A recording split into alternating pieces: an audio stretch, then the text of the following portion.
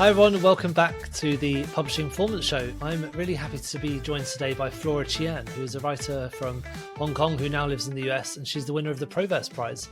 So thank you very much for joining me, Flora. Thanks for having me, Teddy. Yeah, no worries. Well, tell me a bit about your background and what got you into writing.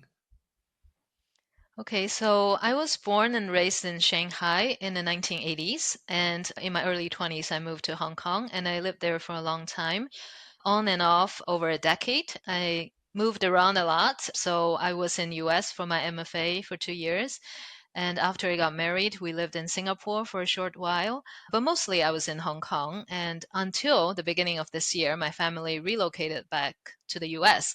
So I'm in New York City now. Cool. Yeah, my book was published last year in Hong Kong by a local English publisher called Provost. So Provost has an annual international prize for unpublished works in fiction and poetry. So I was fortunate to have won the prize last year. So the story starts with the protagonist, Yinan, taking the high-speed bullet train in China with her American husband.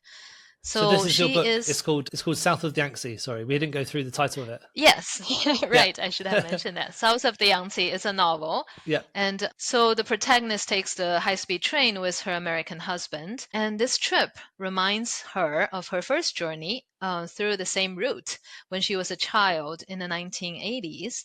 So at the time, she was living with her grandparents. Her grandfather was a historical counter-revolutionary who was imprisoned by the Communist Party. Her grandmother was semi-literate. Her father was a philosophy professor, and her mother used to be a Red Guard during the Cultural Revolution. And later in school, Yinan receives a nationalist education, and she befriends with a classmate who even aspires to join the Communist Party. And later, when they were in high school, Yinan found herself trapped in this secret relationship with her high school teacher, who was once an activist during the 1989 Tiananmen Square massacre. So, amid these formative relationships, and our protagonist contemplates on her nation's tradition, ideology, and even the language itself. And she decides to push the boundary of thinking through a different tool, a different language, essentially. So she decides to read and write as much as she can in English, and that leads her to eventually leave her hometown. So that is the basic premise of the story. So it sounds like it's almost biographical in many ways. Yeah, it's definitely inspired by my upbringing in the 1980s and 1990s. I would say, the characters are a combination of the people I know. They're fictionalized.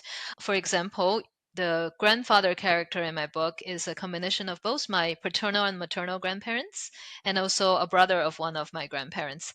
But I think in fiction, what's more important, is the emotional truth instead of the factual truth, if that makes sense. So my feelings for my grandparents are there in the book, despite that the character is not a specific person. My feelings for my that type of that generation is there. So I think also I was thinking these days about the authorial distance, how far away the author stands from the events in terms of time and what kind of self-awareness she has, about what these events mean. So I think my protagonist is, of course, older. She's in her mid 30s. She's looking back. But on the other hand, she is awakening to herself for the very first time, looking at her old world and old experiences with a fresh new perspective. So she is transforming as she is narrating the story. And that's why I think a lot of people feel that, this is first person and it feels I'm very close. The author is very close to the story. And I think this is the kind of intimacy I wanted to create by writing in first person, by being that this is a discovery journey for myself as a writer. And I think that is what makes coming of age story so special, in my opinion. Yeah, nice. Were there any specific events or experiences in your life that made you want to write this book or write this particular story? Right. Well, I think, of course, being an only child is a main factor. I grew up feeling that being in a household filled with adults but very few peers, right? That kind of loneliness. And, my parents, when I was growing up in the 1980s, they just survived the Cultural Revolution, which is such a traumatic period in Chinese history. And, everything was picking up from the ashes in the 1980s because the Cultural Revolution only ended in 1976. And they lost so many opportunities during that. So my father, for example, he didn't go to university, but he went to graduate school, right away after that. And my mother was still studying for university as she was working in the 1980s. So they were very busy and they put a lot of expectations on their only child. And we were expected to excel in school and later in life. So I think that only creates, competition and that kind of isolation I felt growing up. So that was definitely a factor. I think I actually started the first draft of this novel in 2018 when I moved back to Hong Kong for the second time after my MFA. And I took a trip with my husband. We were just married a year ago with my parents to my late grandparents' ancestral village in Zhejiang province. So that was just a province beneath Shanghai where my grandparents came from. And that trip reminded me a lot of the cultural traditions in that area, literature, calligraphy, poetry, green tea, and good rice wine, all these good things you can find in Chinese culture. There is a town famous for it in that particular region in south of the Yangtze Delta. So I felt a lot of nostalgia and, because that is the world I decided to leave behind. And I realized that my family has deep roots in that area for over 1,000 years. So they sticked around. They never left. And I was the one who made the decision to migrate. Of course, there is a lot of freedom coming from migration, but I also felt a lot of unresolved feeling. So I started writing this novel in a way to process those feelings. And I think while I was writing it, the story expanded, especially in 2019, the Hong Kong protest started. And I spent a lot of time in front of my writing desk that year. Ever since Hong Kong was decided to return back to China in the 1980s, there was always this lot of sadness, a lot of confusion, a lot of searching voices in Hong Kong. But I always felt that there was also this quiet unity that bonds the society together all those decades.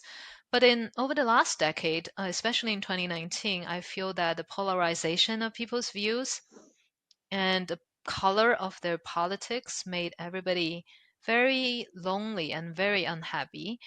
And as I was writing the story, I felt that telling a personal story was my small way of building those bridges. And, from where I came from, Shanghai shares a lot of similarities with Hong Kong. They were both once colonized and they were both westernized, and both has its own dialect, Shanghainese and Cantonese, and a strong regional identity. So when I was a child or a teenager, there were waves of language assimilation going on. So the government was popularized Mandarin to replace regional dialects. And I saw that this was going to happen in Hong Kong, and I saw the resistance from local people, and I felt a lot of empathy, and I felt my story was worth telling and it is relevant. Yeah. So it sounds like a super interesting way of approaching your book, because you're taking a lot of Mhm. cultural and historical differences that maybe only you understand as being from those different areas and bringing them to Mhm. people who don't know too much about that history. Was the Right. historical research when it came down to actually writing the book itself? How did you approach doing that Mm. historical research? Did you have to go into a lot of archives, or was it just all from personal experience? I would say mostly from personal experience. Even though there is this taboo of talking about history in China, about Cultural Revolution, but my family was started to be more open about it as I was growing older. Yeah, but I did read a lot of books, from my parents' generation, both in Chinese and English, like Chen, Wild Swans and Life and Death in Shanghai. So those are nonfiction books. And yeah, I think a lot of writers, I read a lot from my parents' generation, but not I don't see so many from my generation, so I Sorry about wanted to it's all right. I think there's not many writers from my generation talking about that our experience. So I wanted to contribute to that part of discussion. when it came to understanding the different parts of the history, was there always an aim to get certain topics in? For example, the Cultural Revolution. Oh, I think so. I think the Cultural Revolution is such a big part of Mm. my parents' generation, and the generational trauma they themselves down to the next generation. So yeah, I think there was such a huge lack of trust within the society after the Cultural Revolution. And I don't think this kind of thing changes overnight, because the censorship is still there, the taboos are still there. So it takes time. Yeah. Do you think your own background, understanding these different cultural and historical references, do you think that had a big impact on how you wrote the different characters and the way that their story went? Mm. Yeah, I definitely think having lived in different parts of the world, give you different perspectives to look back at your own original culture as both an insider and as an outsider. I think, for example, in Hong Kong, when I first moved to Hong Kong, I was delighted with this vibrant media scene. Growing up, I didn't enjoy reading about news at all because there was only this one single voice, right? For a younger person, it was boring. But in Hong Kong, I was devouring, media at the time. And I think, of course, sadly, we see that freedom is quickly diminishing in Hong Kong. But yeah, that reminded me of my earlier experience. And I only got to understand when I had a little bit distance from it. And so that I gained that perspective from it. I think having lived in the US for a few years, I found that people in America is really upfront and really apologetic about their ambitions and their desires. I feel that kind of self-realization was discouraged or sometimes even judged upon in a more collective culture. Yeah, great. Now, with your actual writing process for your book, Hmm. how I want to go through a little bit about how you went from your idea to your finished Mm. book. So could you give us a bit of knowledge into your how you did your outlining, how you did your research, and how you drafted your initial draft? Right. So I think over the years when I was writing this novel, everything in my life went into it. Every book I read, every conversation I had with friends, and, even the natural scenes I saw went into the book. I was really immersed in it. I started writing in the morning. I'm a morning person, and, I didn't stop until I was tired. I found that exercises was really helpful to entangle thoughts and generate new ideas. So when I was living in Hong Kong, I was fortunate that there was always a hiking trail near where I lived. So I hiked a lot. And now in the US, I just run in parks. So I think I also like to finish or push through the first draft relatively fast and then let it sit for a while and go back to it and keep revising it. So I think I finished the first draft of South of the Yangtze a little over a year after I first started, but I spent 2 years revising it. And the story went through at least five, six major drafts. I think the final product is very different from its first incarnation. And, I'm not that much a planner. Sometimes I detail scenes in my mind or on my notebook, but never the narrative arc or, the structure of the story. I write into the dark tunnel. I think Kafka said that. And for me, it's really a discovery experience. Sometimes at one point in the story, I will know where the next chapter or the next couple of chapter will go, but I never knew beyond that, if that makes sense. Right. Yeah. So you're very much like you're not much of a plotter. You're more of a pantser, you'd say. Right. Yes. Yeah, definitely. Definitely. Did you, when you're writing your story, are there lots of different plot lines within the story, or is it just one continuous narrative? Mm. There is definitely story within the story because, for example, after there was a secret revealed of my grandparent in the middle of the story after he passed. So that is a story about when he was younger. Yeah. Yeah, and I also included some Chinese traditional folk tales, just a little bit here and there, which are relevant to the characters as well. So how did you approach making sure that the plot lines all matched up? I think I think the plot is not linear, right?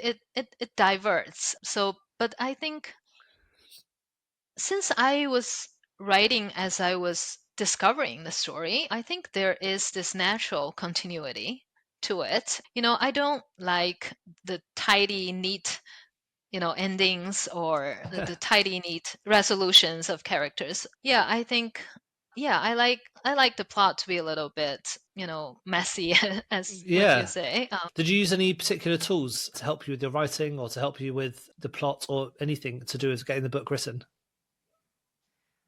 I don't think so. It was just me and my notebooks. You didn't use any writing tools or anything like that? Not that I know of, Oh, no. right. That's interesting because a lot of people I know use, different tools to help them with, their phrasing or to help them with the writing, Hmm. like to get the plot all written out nicely and things like that before they write their book. Oh, really? Would you recommend some?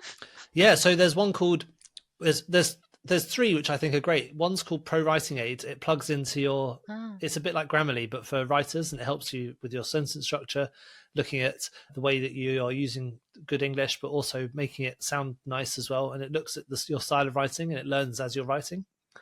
Another one's called Pseudo Write, which is a great one for writing like long form. And also Plotter, which is Plottr, is a great way for like Wow. plotting your story out. And yeah, a lot of people have had really good experiences with using those sort of tools to get their plots Mm. out. So that's why I was asking, because if you are just using paper, I think that's amazing that you like to get it out. Right. Well, Old school. well, well, yes, yes. This is fascinating to me. I'll definitely check those out. Yeah. I quite like it when these episodes become Mhm. more of a learning conversation for you as well. Right. So when you got your book, you won the Provost Prize. So tell us about that process. Like, what did you need to do in order to get nominated, and what did you do to win the prize? Hmm. All right. So I actually saw the prize was advertised on my local magazine. I lived in Discovery Bay at the time. And yeah, and before that, I was looking for agents for a while. But I think for me, it was a difficult process because in Hong Kong, there were only two agents. Yeah. It's not a big market. And I was approaching ones in the US, but I think it was difficult for them to take somebody, overseas. So I considered submitting for writing competitions, and I happened to see the Provost Prize, and I submitted to it. And a few months later, I got notification that I was a finalist. So I was really happy about that. And later on, they announced a winner, and I felt really fortunate to be one. So yes, I think after the book come out, the marketing was a challenge for quite a while. Okay. So I was traditionally published, but my publisher is a very small one and they don't have much marketing capacity. In addition to that, I moved from Hong Kong, where my book was launched, to New York just a week after my launch party. So that didn't help. And I found it extremely difficult to publicize it in Hong Kong. So after the book came out, I was featured in a local community magazine, and that was great. But for many months, that was it. So I felt quite down about it for a while. I think the turning point came over the past summer when I received generous and really wonderful review from Stuart Christie. So he is a professor at Hong Kong Baptist University. And before my book came out, I applied for a grant in Hong Kong. And as part of that grant, they asked people in academia to write one paragraph recommendation for the people who received the grant. But instead of one paragraph, Professor Christie wrote a 6-page recommendation for my novel. Oh, wow. And yeah, and he didn't even know me. And I felt so moved and so grateful. It was a huge confidence boost. And I felt that I have written a good book and it is worth writing.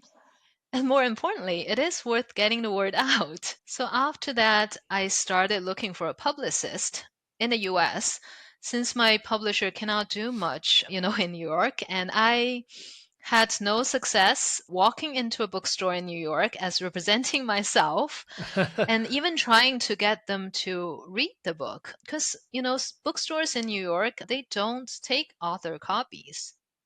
So I finally found a good publicist, Claire McKinney. She is wonderful, and so is her team. She got in So we touch with me. started, right, Yeah. right. Yeah. So I started the publicity campaign in October. So we did a Goodreads giveaway first, and from which I already saw some followers and a few new reviews. And of course, I can be on podcasts, great podcasts like yours. I mean, frankly, before all this, I thought podcast is out of my comfort zone. But now, having done a few, I'm actually enjoying it. Still very nervous, but it's getting better. Great. Um, and yeah, and of course, my favorite thing is writing. So my publicist has also signed me up for some editorials as well. So last month, I wrote a piece about censorship and banned books, which is a theme very close to me. So that was published on a journal called Picture This Post. And an Instagram campaign is starting this month as well. I think it's going well.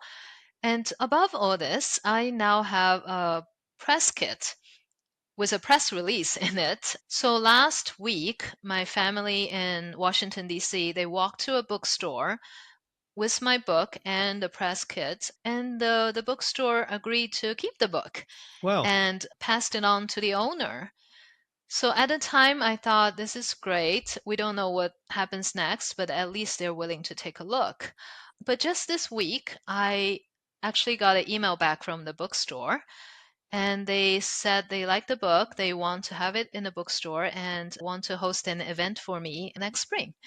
So you can imagine I'm over the moon about this. Yeah. So I think in general, I'm Just really before just before we go on to the next step, what does a press kit look right. like? So in it, there is my bio, Hmm. and there's the press release, and And there's this is on paper, is it? Like literally a file and you hand over? right, Right. right, Okay. yes, yes, yeah.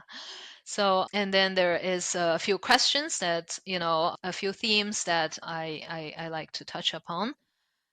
Yeah, and I feel really fortunate to have found a publicist. I think I'm a true introvert, and I am someone who always feel that writing is a very good life, but a difficult business. And especially as somebody who just moved to a new country, right, and doesn't have the connections, having a professional to take care of the business end of things is a great relief for Yeah. me. So what's it been like working with a publicist? What are the activities that you've done together? And also what's she made you do? I think, in the beginning, of course, there's a type of questionnaire I answer about, the major themes of my book and where has it been featured before and so forth. And we had quite a few phone calls to discuss what is my expectations about the book. Since the book has been out for a few months already, there are some challenges in that aspect, but there's are also still many opportunities. Even your book is not fresh out of the oven, so to speak. Yeah, and we have regular, weekly updates about the progress. And even between that, we had a lot of communication about opportunities and everything. Yeah. We did a lot of brainstorming as well. So it was a very nice experience. Which activities that you've done for publicity do you think have worked the best? Hmm. Well, I don't know yet because we're still just starting it, but I think, of course, every author wants their book in a bookstore. I Hmm. think that, in person interaction is what I would look forward to the most. But I enjoy doing podcasts actually. Yeah, I can talk to people. I did a podcast, the host was in Canada and you were in the UK. And so I felt I was able to connect to people brilliant. through my project. Yeah. Oh, really nice. Well, it's been great to chat to you so far. Just before we go, I was thinking, with your book, South of Yangtze, what are the main takeaways you want readers to get from it? Hmm. Well, I wrote a lot of about language, right? Because I decided to write in English because of censorship issues. A lot of my plot has, political backgrounds, and those things are not to be freely discussed in China. So I wanted to offer an option to break these boundaries with a different tool. It doesn't have to be English. It can be any language that is not your native language. I think a lot of people are doing precisely this without thinking too much about it. A lot of people are multilingual, right? But I want to detail that journey and make it a more conscious, experience so that it might inform some people that are still seeking for these options. Yeah, amazing. And have you got any exciting projects, any new books that you're working on, or any big publicity drives that you'd like to promote or talk about? Well, I'm only just starting to think about my next project. My 3-year-old is finally going to school this semester full time, and I finally have a little bit more mental space. Yeah. So I think I want to explore the theme of motherhood. I feel I finally got a little bit of distance from this over anxious person I have been for the past 3 years. And hopefully that will translate into real perspective. And as I mentioned before, I like Chinese folk tales. I'm starting to introduce my these stories to my toddler. And, hopefully they will also move their way into my next project. I'm still exploring the possibility of having my novel in Chinese, for specific markets like Taiwan. So yeah, I might work on that. Yeah. Oh, amazing. That's really interesting because I've never known anyone to really target the Chinese market with their books, apart from with some non-fiction books. So it's interesting that Mhm. you're taking that approach. I'd love to hear how it goes. So definitely keep me updated when it goes live. Sure. Well, thanks so much for coming on. I've loved chatting to you. I'm really excited to see what your new projects are about. Just before we go, what is one book that you recommend everyone should be reading? Hmm. I would say The Fat Years by Chen Kunzhong. So he is a Hong Kong writer based in Beijing, and he primarily writes in Chinese. And his books are banned in China because of political reasons. But fortunately, his novels have been translated into English. I enjoyed The Fat Years in particular. I read it during the COVID pandemic, and I was shocked at the time how he was able to predict some of these sentiments in China a decade ahead of time. Some people would rather live in alternative realities so that they can be happy. There is a real argument there, and I think it's sort of like a brave new world with the modern Chinese context. So I really recommend it. I think another book if I'm allowed to mention Yeah, of too, course. Yeah. yeah, another book I'm enjoying lately is called The Only Gaijin in the Village by a Scottish writer, Ian Maloney. Hmm. So he lives in Japan with his family. I am always intrigued by books about displacement. And I find that book really sensitive on the subject and quite insightful and often quite funny. So, gaijin means the foreigners that lives in Japan. That's how the Japanese calls it. Right. Yeah, it's really interesting. So yeah, check it out. The Only Gaijin in the Village. Okay, great. That sounds like a bit of a play on words of the only gay in the village. That it's like a quote from Right. yeah. Yes, from that show. Yeah. Yeah. That is nonfiction, by the way. Okay, right. Oh, I'll check that out. I haven't heard that one, so yeah. Mm-hmm. Well, thank you very much for coming on. It's been great to chat to you. I look forward to seeing your new books. We've got links for your books in the show notes, so everyone can click them and buy them. But thank you for coming on, and we'll speak again soon. Yeah. Thanks for the conversation, Teddy. Bye. Thank you so much for tuning into the Publishing Performance podcast. I really hope you found today's episode inspiring. I love chatting to authors, writers, and people in the publishing world. Now, just before we wrap up, let me tell you about Publishing Performance, the #1 platform for authors who want to increase Amazon book sales, but are not really sure where to start. Now, this show is all about helping you to sell more books. And if you're looking to boost your publishing game and to maximise your book's potential on Amazon, then Publishing Performance is designed to help authors just like you to grow your readership and to reach a much wider audience. Now, I know that Amazon ads can be slightly complicated, which is why Publishing Performance is like having a personalised ad account manager to create your ad campaigns, to choose your best keywords, and to make adjustments in real time. Now, if you're investing in ads, you really want to make sure that your investment is being used effectively, and Publishing Performance does just that. It aims to make your budget go further, improve your organic rank, and target keywords more effectively. Just go to publishingperformance.com to get started with Amazon ads for just $1.